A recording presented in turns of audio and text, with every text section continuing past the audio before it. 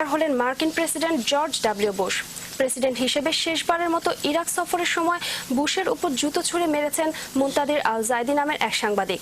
নিরাপত্তা চুক্তি সই করার পর বাগদাদে এক সংবাদ সম্মেলনে বক্তব্য দেওয়ার সময় বুশের উপর জুতো ছুঁড়ে মারা হয়। বিস্তারিত আরিফ মাহমুদের রিপোর্টে। এ যেন ইতিহাসের নির্মম প্রতিশোধ। ইরাকে হামলার 5 বছর পর এমন করেই জুতো ছুঁড়ে স্বাগত জানানো হয় তাকে। বাগদাদ ওয়াশিংটন নিরাপত্তা চুক্তি স্বাক্ষর করতে গিয়ে রোষানলের শিকার হন তিনি।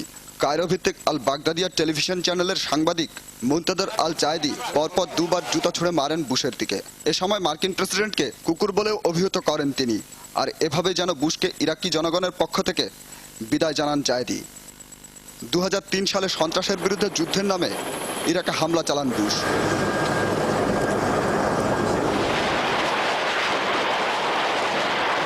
এরপর সাদ্দাম হোসেনকে ফাঁসিতে ঝোলান তিনি। তেল গ্যাস ক্ষেত্র দখলের জন্য তার নির্দেশেই ইরাক জুড়ে ত্রাসের রাজত্ব কায়েম করে মার্কিন সেনারা।